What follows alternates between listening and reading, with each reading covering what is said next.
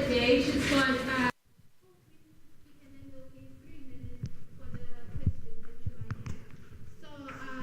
so here's Emma Whitelaw, so she's going to do the first presentation. Thank you. Thanks. Is this on? Is this working? You can hear me fine? Cool. So this morning I'm going to be talking about the role of translanguaging in bringing about multilingual classroom practices at UCT. So this started during my time as writing coordinator for the School of Economics, and I decided to introduce multilingual essay tutorials, and this was done with the aim to equip students with the knowledge of concepts in their first languages in order to broaden, clarify, and expand their understanding of the subject matter which they would be writing on. So tutorials were offered in Xhosa, Zulu, and Pedi to first-year students in first semester, and then in Xhosa and Zulu to the first-year students in second semester. And the choice of these languages was primarily based on data about the first language of students in these economics first-year courses, and then the availability of essay markers, who were also these tutors for the essay tutorials, so their first languages and their willingness to conduct tutorials in them. So our uptake rate for these, so 26 students attended the Xhosa tutorial, which was an uptake rate of 25%, and that's of the total availability of spaces within those tutorials, not across the number of first language Xhosa speakers in the course. Zulu was 7, but this is likely to be understated because unfortunately we didn't get attendance registers back for 3 of the 4 tutorials that actually happened. So it's likely that there were students that attended those and we don't have the correct numbers there. And then there was only 1 student who attended the Pedi tutorial. So our data comes from these tutorial attendance registers, which indicate our uptake rate.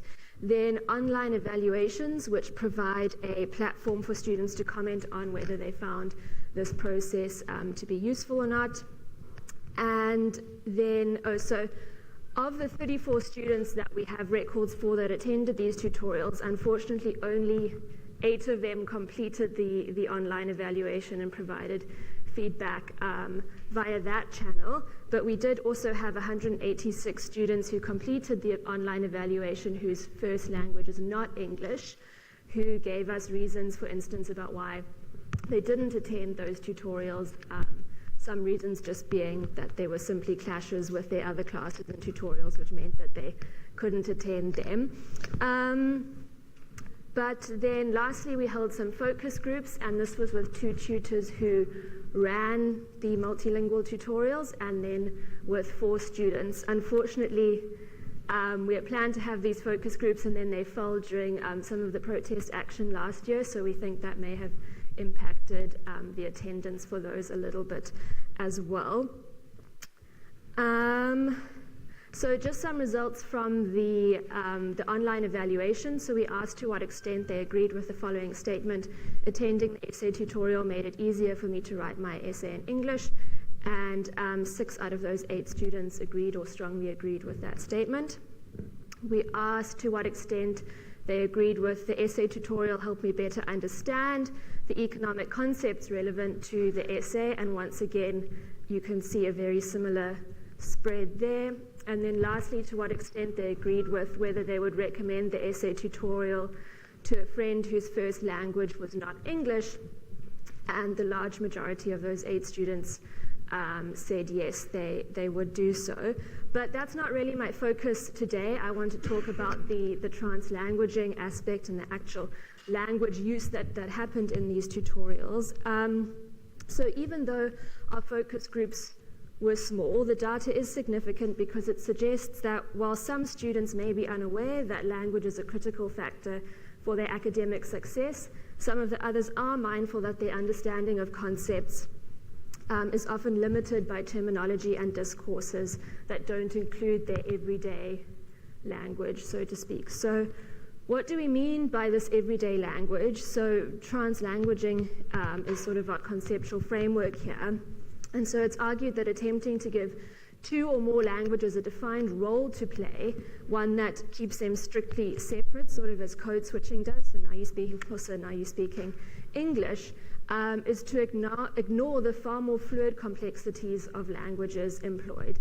It's to assume that different languages are used in different domains for different functions, and this missionary and apartheid treatment of multilingualism as the sum of separate entities is a major vulnerability of multilingual practices.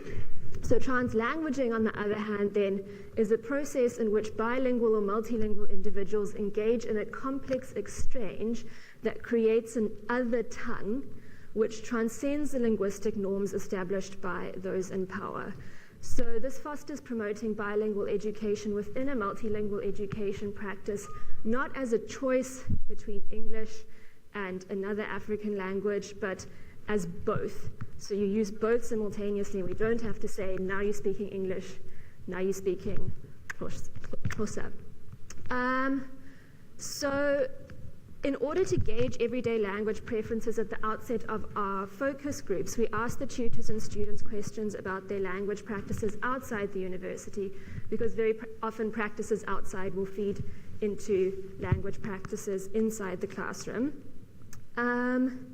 So in everyday discussions or about these everyday language practices, one tutor describes the ease with which he uses language when he's unimpeded by linguistic norms, and he says it's just a language that is generally accepted, that includes all these English words, and we are not mindful about that.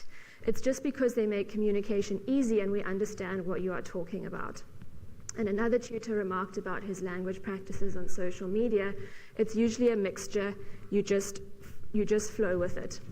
And then the same tutor reflected that arriving at the university after school felt unrealistic, and it's difficult to understand these concepts. It's much better when you have someone to explain in everyday language.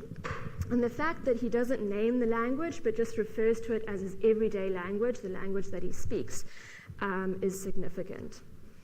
So translingual practices are further evidenced by answers we received from tutors when we asked them what percentage of the tutorial was conducted in English and what percentage of the tutorial was conducted in Xhosa and Zulu.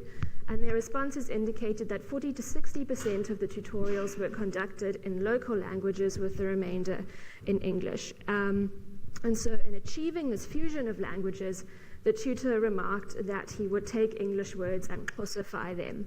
So ultimately, he makes resources from other named languages, predominantly English and Afrikaans in this case, flow in the tonal and phonetic system, as well as the morphology and syntax of Xhosa.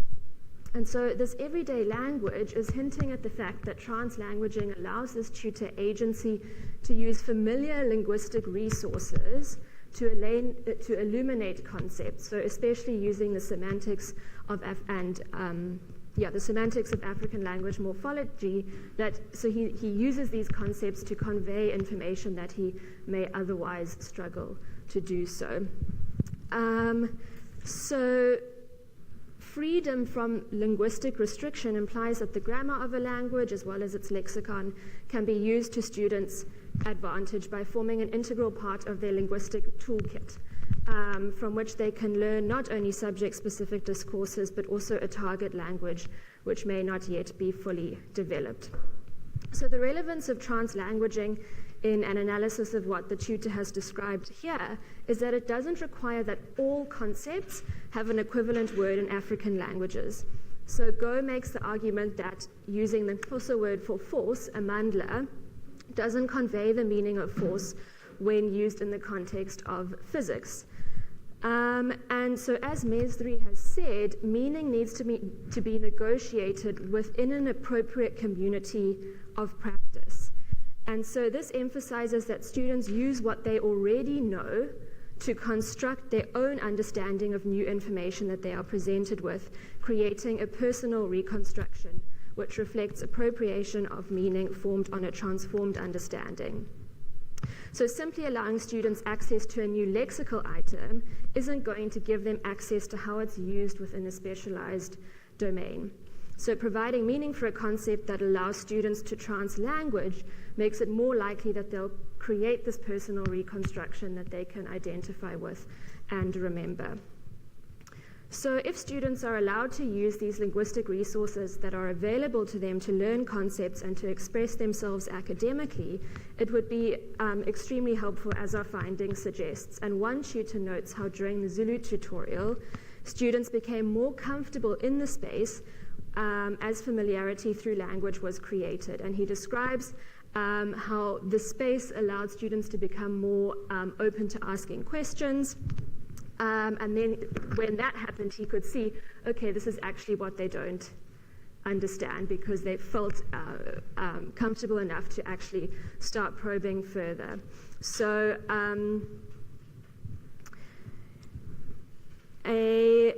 so here, you come here and it's strictly English, and there's somehow nobody, because even in tutorials it's English. So like it gets hard for you to understand, whereby if there is somewhere where you can watch it in your own language, you can see, okay, this is what they mean, this is how you apply it. So it makes understanding the concept in English more easy. It would be easy for you to grasp the content and you would never forget. And then another student said, I feel like I remember a lot of things when they are in vernac more than in English. I would be like, okay, Ndiyakuva, and I would literally understand. I would memorize more if it was in Xhosa. So just exemplifying that notion. So another student believed that attending a tutorial in the language of her choice would make her feel more comfortable in the university environment. Since coming from a rural school, she would prefer not to have to switch to English immediately, finding assurance in the reality that, okay, I can still go by learning economics in Xhosa. So in addition to the goals of inclusivity and creating more comfortable spaces, this student advocates for African language usage by emphasizing a crucial mindset that I think has been inadequately cultivated in our university environment. So she says, normalizing my own language maybe, making it a norm, like making me feel that my language is important, just to say in a social sense, like making it normal, like it's normal for you to speak your language and writing your own language. However, suggestions from tutors that if spaces were created in which only Xhosa or Zulu or other named languages could be used, that may not appeal to students, because as one tutor says, they might think, I don't need to go to this, because then one is outside and they don't want to have to, well, you don't want to have to come out as that. But on the other hand, attending a tutorial that's only in Xhosa or only in Zulu may also be intimidating because of purist notions of language. So attending a tutorial that doesn't allow for translanguaging could be off-putting to students by the othering that comes from that, but then fear to attend the tutorial due to misconceptions about not being competent enough. So spaces need to be created in which everyday language is given credibility. So interventions as such can encourage students to see the way that they normally speak and write is not only legitimate, but can also offer insights into academic concepts. And students and educators should be allowed the space to be unimpeded by linguistic norms and rigid boundaries that make them think that their use of language is substandard, or that create feelings of linguistic insecurity and inferiority because you don't speak deep, pure, or standard language, which was initially defined under missionary and colonial duress.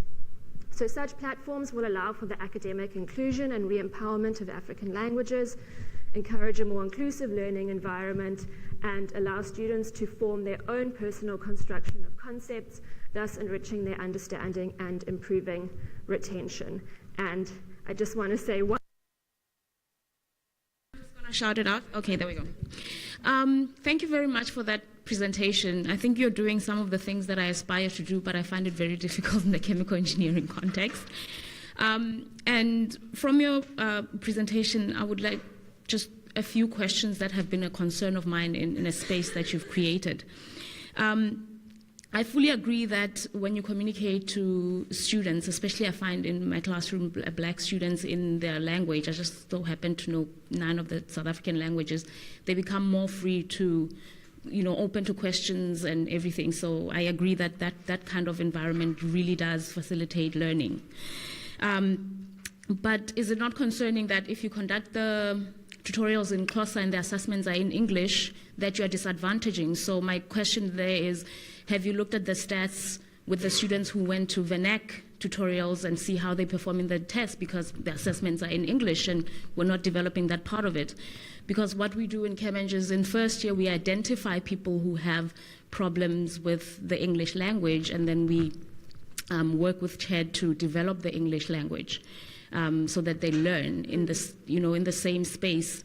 In the classroom, you are communicating with them and explaining things in Vernac. I don't necessarily explain everything in Vernac, but is it not So we actually looking at doing that. I wanted to mention it, and then I timed myself, and I was like, no, that's got to go. But so to answer your first question about, well, maybe it was the second part, about are we looking at the stats? Yeah. We are trying to do that. We're trying to get data from the university at the moment, and we're going to do sort of a treatment effect to look at the students who did attend the tutorials and what their marks looked like for the essay after that compared to the others. So that is happening. We just haven't got round to it yet. And then about the disadvantage from learning in Vernac instead, and then doing assessments in English? Not necessarily learning in Vernac, but they eventually have to communicate in English in higher years, when they go to the workplace. So I think that this is going to facilitate that understanding to allow oneself to better communicate your understanding then in English. So it doesn't have to be two separate things. So I think what the focus of what I'm trying to say is understanding those concepts, because how can you write about something in English that you don't understand? So facilitating that aspect, and Agreed. then potentially facilitating English language development would need to be something concurrent, but Yes. it's more the actual concepts. Yeah, so that was my concern, that yes, the understanding is important, but you also have to facilitate for them to communicate For sure. as well. Yes, Yeah. but thank you for I don't think that. they have to be mutually No, they don't have to be. exclusive. Yeah. All right, thank you.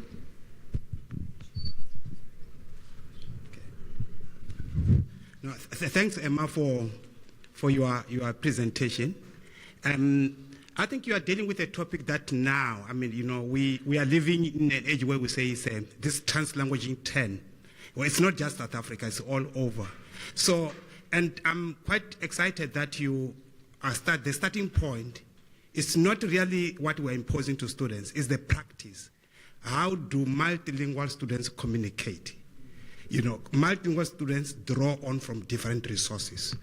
So I think that's what I really want to commend your case study. There are other case studies in the at UCT already. Maths is a big, the tutorials where those practices are there. So the practice is widespread. So the challenge is how do we develop pedagogic strategies to enhance those practices? And of course, maybe just one point of correction. It doesn't mean that, translanguaging is always a mixture. A translanguager can also function in a monolingual mode. You can function in a mixed mode. So it's a very dynamic process. Yeah. So that's why I don't think it really disadvantages. It enhances your ability to communicate. So, but I like your case study. Thank you. Okay. Thank you very much.